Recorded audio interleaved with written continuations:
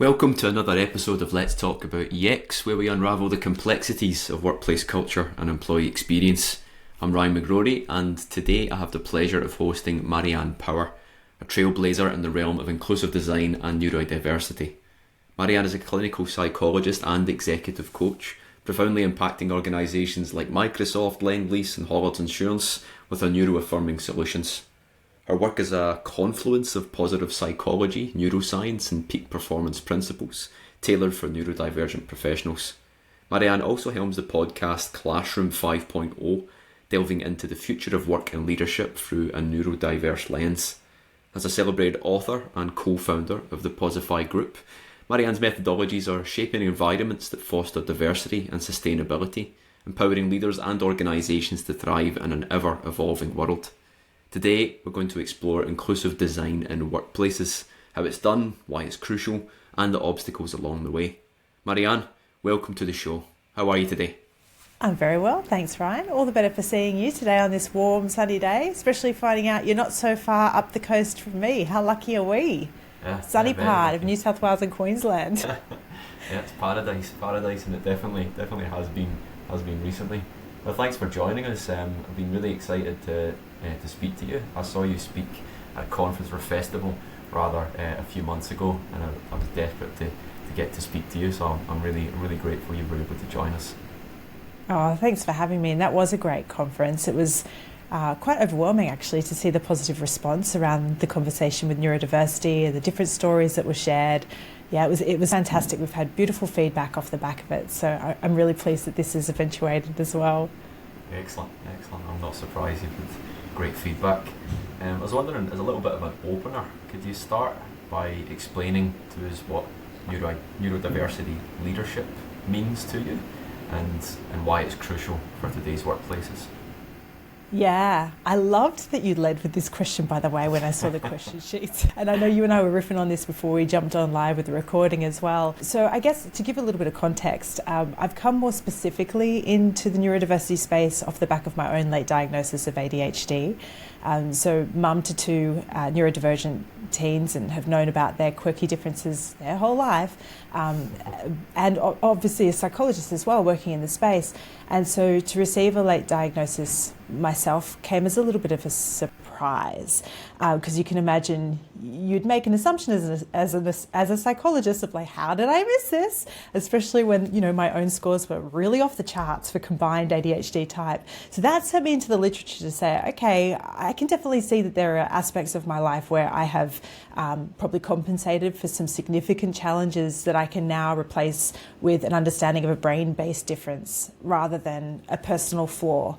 So in the past, I might have assigned some labels to myself like, perhaps if I just worked harder, I would get this done, or I would struggle to understand why other people seem to find some things easy. I might trip myself up with confidence in how I speak and my communication. Now I know that that's a part of my neurodivergent brain. A lot of that work is happening. But what I couldn't find in the literature was, well, what about that functioning to flourishing aspect? What about when you've got somebody who is neurodivergent, comes into a late diagnosis, but who's done pretty well in their lives? Yeah. They've got a professional role that they're happy with. They've got a relationship perhaps. They've got, family. They're ticking along. And of course, we all have struggles. We all have strengths. But what is it about us? What is it about these folk? And I guess that question also came off the back of, prior to really taking a deep dive into neurodiversity, my research has always been, although I am a clinical psychologist, in that positive psychology space. So more around peak performance psychology. How do we help leaders to really harness their strengths and then harness the strengths of their teams, and taking that then into communities and organisations for systems-based change. So I noticed that in the literature and in talking to other adults as well, professionals who'd had a late diagnosis, there was this similar struggle of not being able to find information, resources and performance-based protocols really to ensure that that we can thrive. So in terms of neurodiversity leadership, to come back to your question, for me, that's what it looks like. So it's about how can we extend upon the really important conversation that is already well in momentum, which is great to see because even that's changed, around neurodiversity being something that we want to speak to acknowledge brain-based differences that need accommodations and might need adjustments, and especially when we think about that disability lens, which is really relevant for us as a family, particularly with our kiddos through different seasons. But then also, how can we look at a broader diversity in the term neurodiversity, or spectrum of cognitive differences, neurodifferences, and how they show up in terms of their strengths across our professional sectors and settings. I know we're going to speak to, there is some overrepresentation in different settings. I guess my hypothesis that I'm working with is that we can start to bring greater story sharing around how neurodivergent brains can function and flourish and thrive, and also what our unique struggles and strengths are within that professional landscape and leadership landscape. Then we're going to build a community of neurodivergent folk who are more confident in themselves and capable to be able to look after, I hope, and mitigate some of the vulnerabilities for our mental health, for our performance, but then also serve as really strong role models and voices in terms of the advocacy piece for our community. Because I really don't know that we're going to see that huge systems level change that we need to design truly inclusive communities and workplaces unless we can significantly strengthen the voices within our community. So that's something I'm really passionate about. What an exciting hypothesis. Excellent. Can't see it come to fruition, which it certainly will, of course. And you've mentioned, and you mentioned a little bit, alluded to it before, that there's a significant percentage of people in different industries, particularly in the tech sector, who identify as neurodivergent, yet there's a bit of a discrepancy in employer awareness. So what do you think are the advantages for organisations that actively embrace and support neurodiversity, and are you seeing them? Yeah, absolutely. Actually, Deloitte's just released a paper that's captured some new data around some of the benefits, if you like, of neuro-inclusive organisations.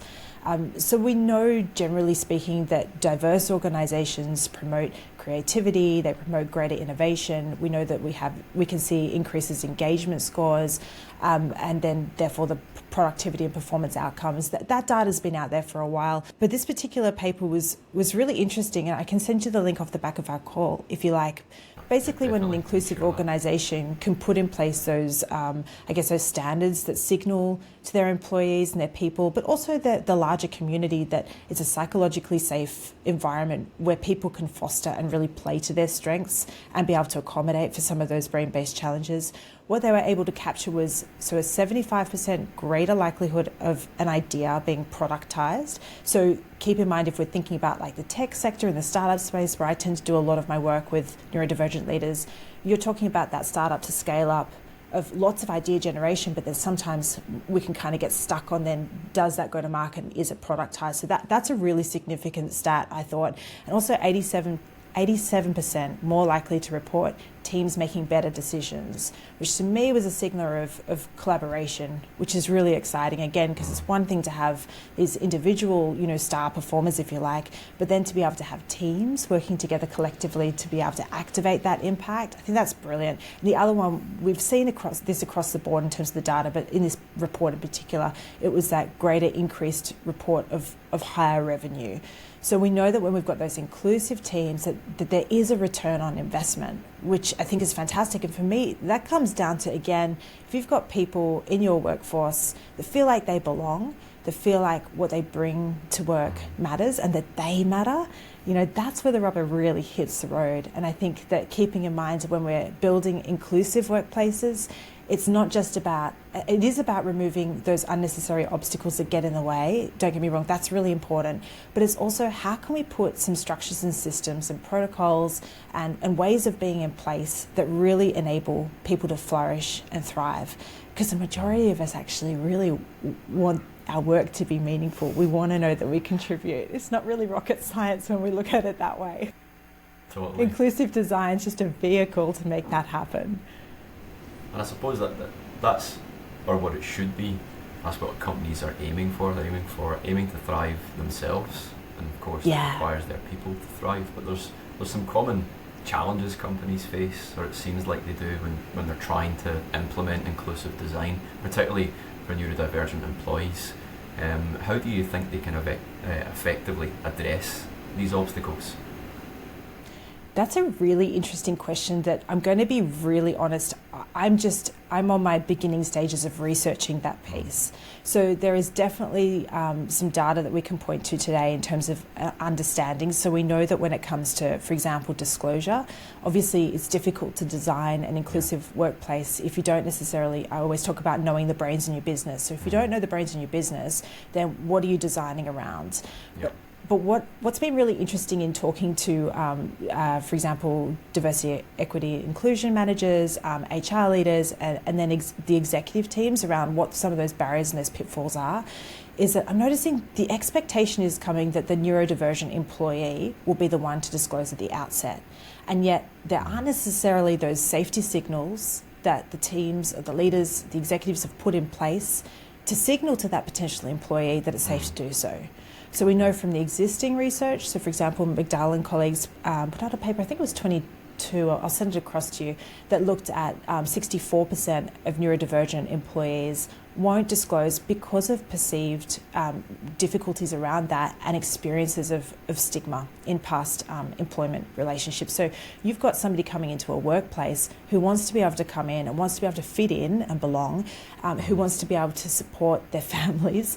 If they don't perceive that it's going to be safe to share what we call an invisible difference or disability because there's not the structure around, then they're not going to give you anything.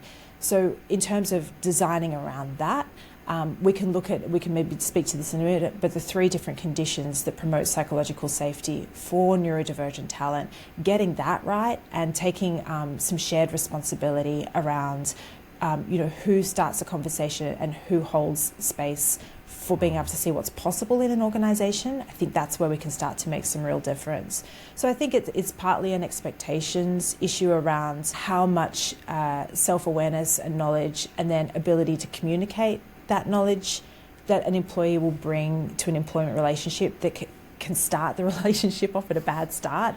And so then how can we build those inclusive workplaces to be able to signal that, hey, this is a safe place where we do encourage conversation, where we recognise diversity, not just for neurodiversity, but across a whole range of different universal and human needs, and to design from there. That's a good point you make about having a good start, because I know this question wasn't on the question sheet, so apologies for throwing you a curveball here. But I was just thinking about many different recruitment practices and how they are that opportunity to have a great start in a relationship. But of course there are those red flags that might come up for some people if they're dealing with an approach that maybe isn't designed inclusively. Are there anything is there any practice or techniques that you've come across that are best practice or do start things in that kind of best start scenario?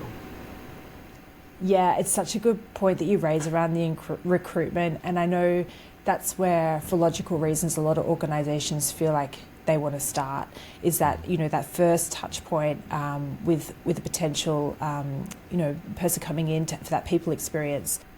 Where I get frustrated with the focus being so heavily on the recruitment phase is that what is that setting your candidate up to do if they do come through, and some of those inclusive signals, like we've put on our recruitment portfolio that we have open communication, and what are all the different communication styles that you have. We've put in our recruitment that we want to invite all diverse minds. That's all well and good in theory.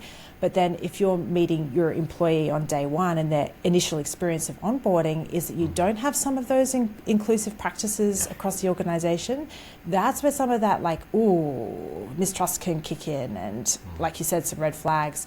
So what I always encourage organisations to think about is the 3 different stages of psychological safety and how they need to be expressed across all layers and levels of the workforce.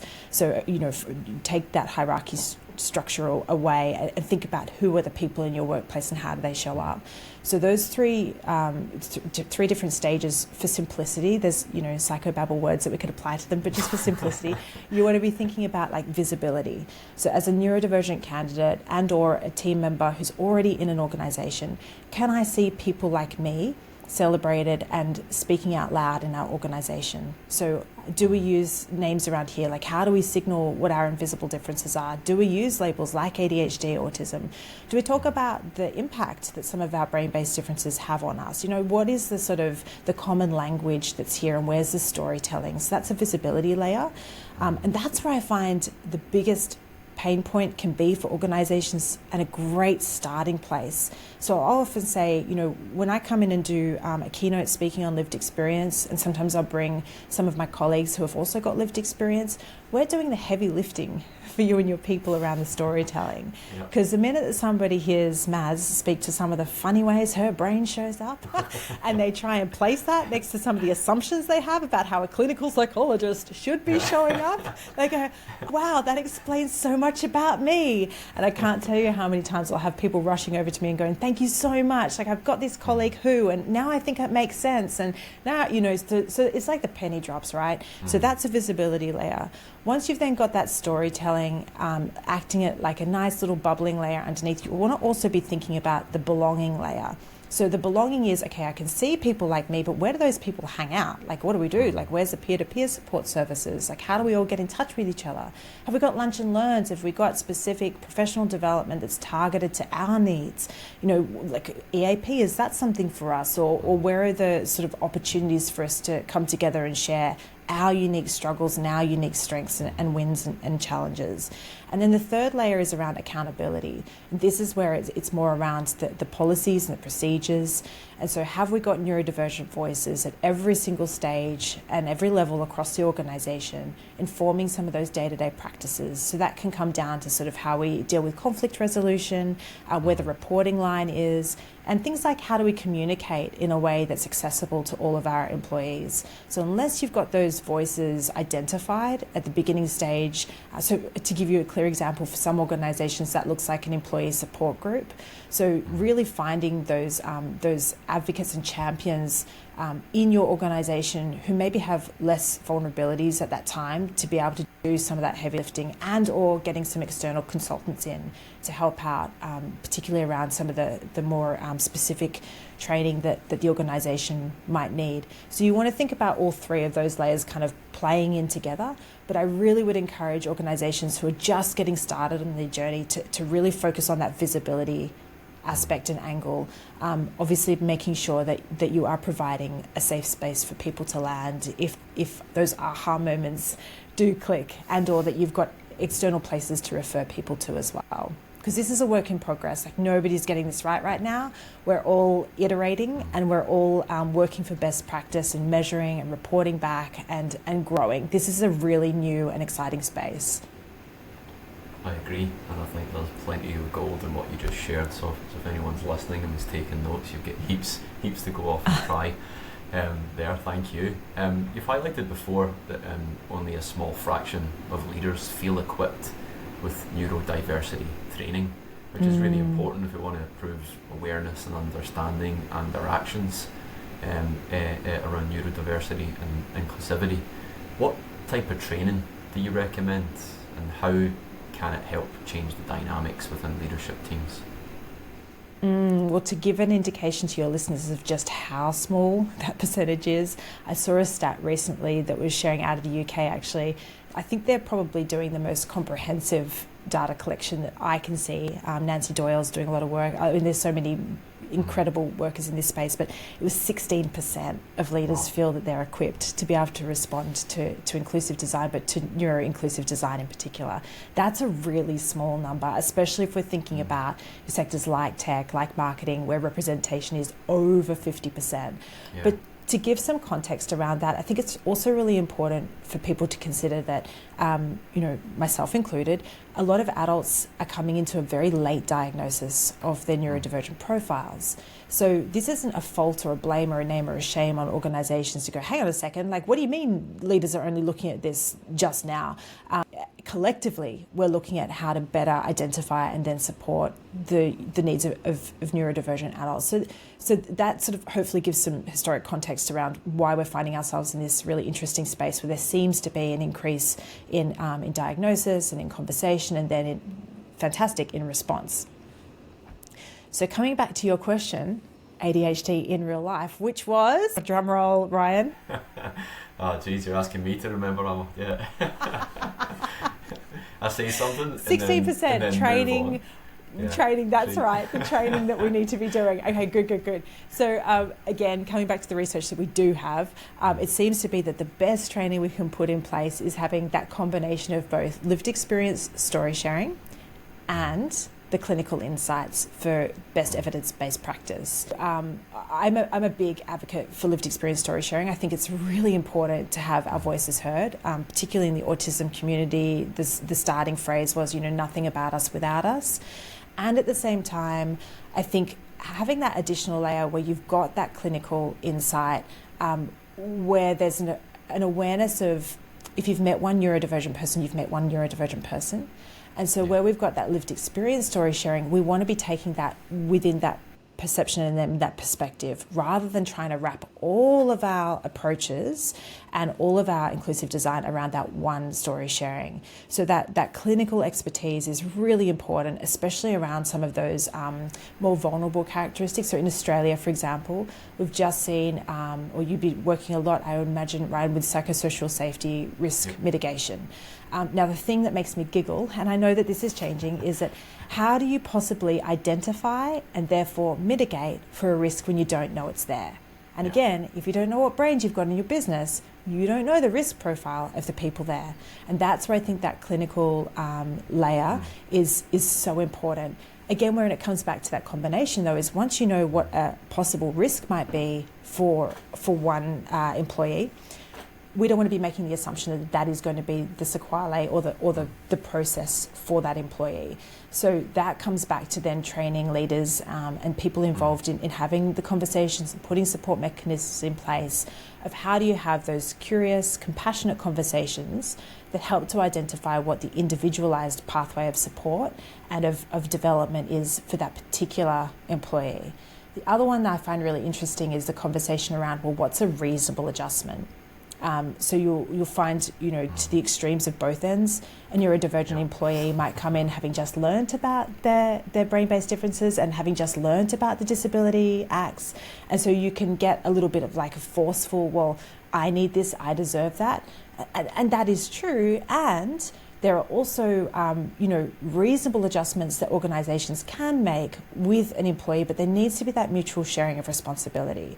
So when I'm working with organisations, both with, coaching the employer, working with the employee, the leaders, everybody in between, we talk a lot about accountability. So how can the person with the neurodivergent difference, whatever their brain-based difference is, take accountability for some of the challenges and the ways that they want to show up at work, and then how can employer also signal like what is possible and what we can do some work on and where we can grow together within the organisational setting. So it's nuanced and it's complicated. I think in terms of where the training starts, I always say it comes back to being a good human, which I know is really basic. But if we can learn how to have those difficult conversations, how to meet each other, at both sides of the table, how to understand the other person's perspective, and then wrap some rigor around, well, what is actually possible for us to do in our organisation, and how can we set some realistic expectations at the outset, and be willing to stretch and design and to iterate and play, keeping in mind, the setting of your own organisations. Some places and spaces, particularly in that startup to scale up sector where I tend to work the most at the moment, that's really hard to do. And so, plugging in where the gaps are and keeping that open line of communication and transparency with the people that you're working with makes all the difference. Because once people have information, they can make decisions that are best for them. Yeah, I love how you use the term just being a good human. I think this is a space for some people where there's so much terminology that I think it scares people into inaction. And I know whilst the representation is obviously increasing and awareness is increasing, we want that action to be increasing as well. So I love how you can use the simple terms and I think really resonate with people and remove some of that fear. When are you doing your best work? Because I know you help different organisations in different ways at different times in all different areas. But what's the type of work that you love doing with organisations? This probably comes down to my own ADHD, but I don't know that I've got a favourite. Wherever I can see the rubber hitting the road. Challenge. It's like when you ask me, if someone asks me what's my favourite, I just get mystified by the prioritisation. I'm like, oh, now I need to prioritise, and yeah, I get it. Yeah, interesting, the prioritisation for you. Yeah, see, for me, it's more around, I love the variability of the work that I do. So I love that no organisation, that no client, that no coachee, that no conversation is ever the same.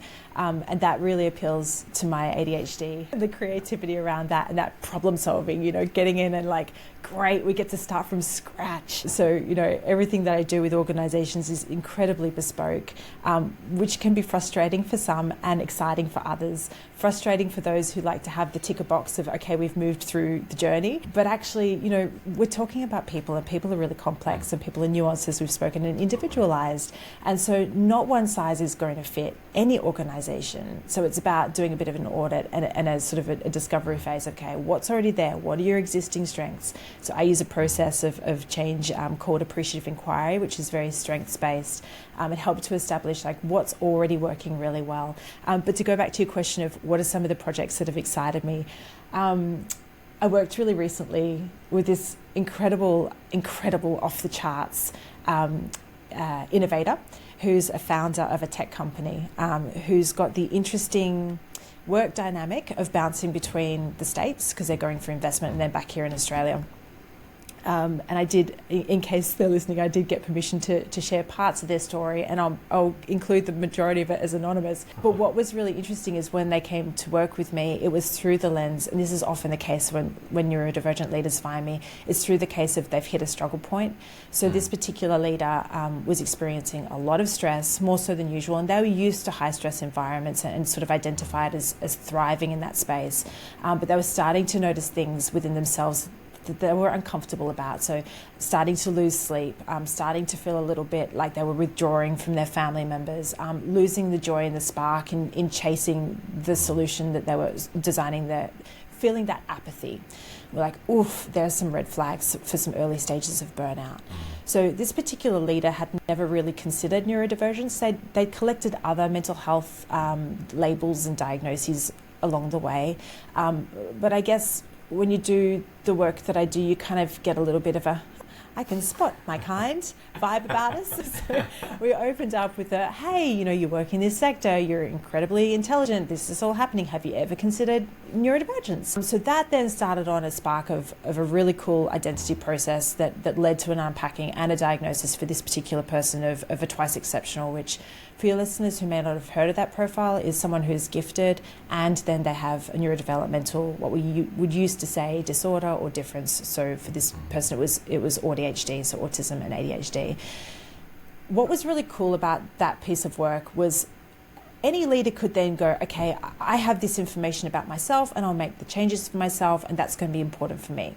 This leader then went the extra mile and said, wow, if I'm like this, I'm now reading that likelihood is I've probably pulled some other twice exceptional humans into my team.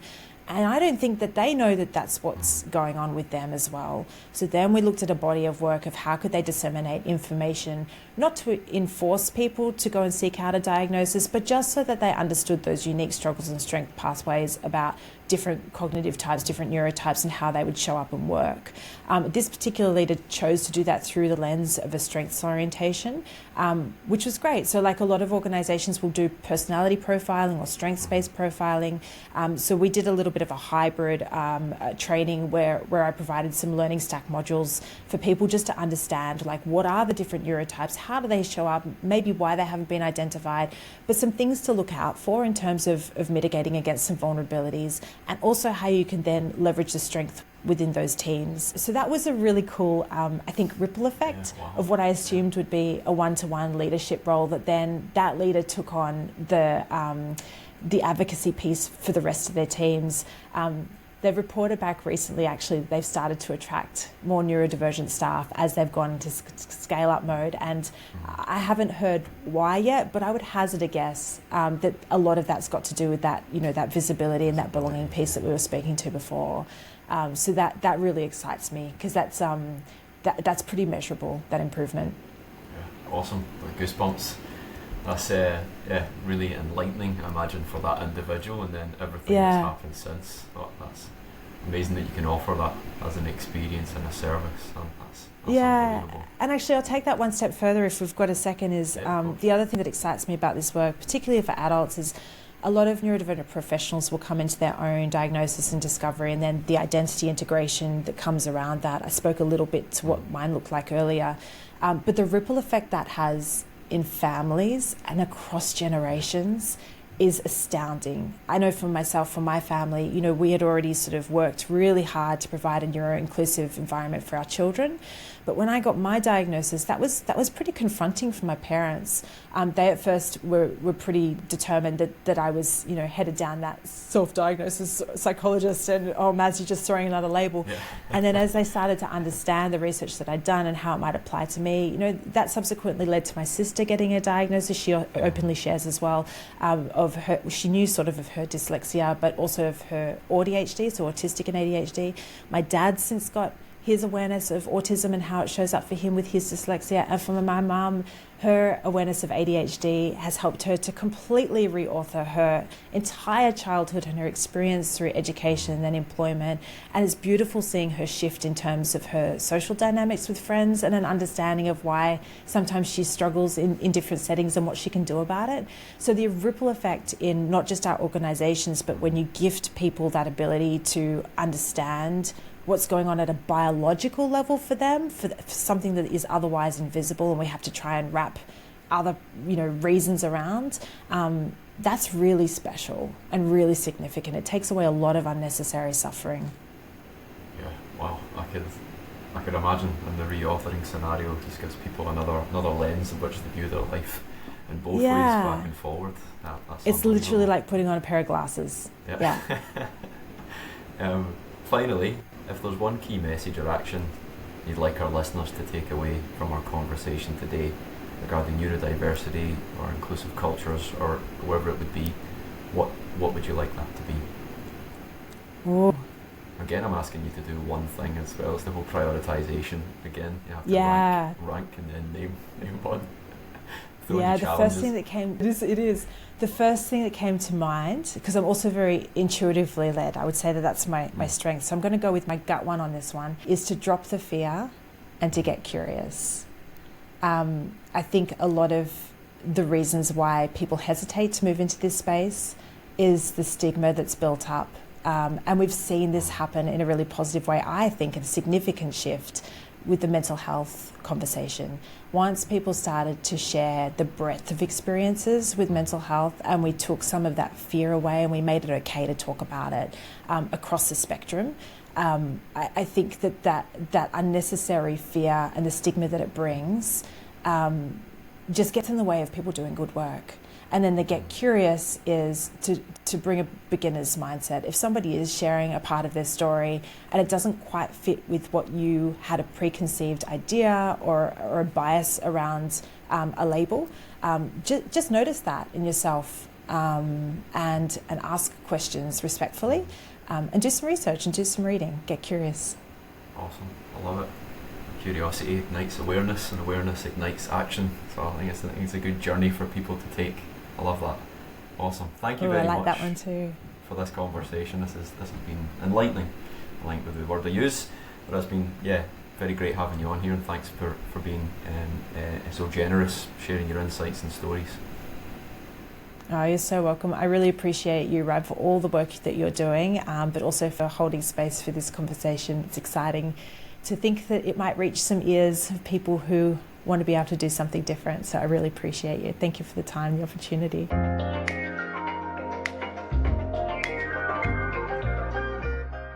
Thank you, Marianne, for sharing some incredible insights and your expertise with us today. For those interested in exploring more about neurodiversity in the workplace or want to connect with Marianne, then check out our website or connect with her on LinkedIn. I have the links in the show notes. Also, speaking of, in our show notes, we've got access to the research papers and also additional resources that we discussed today.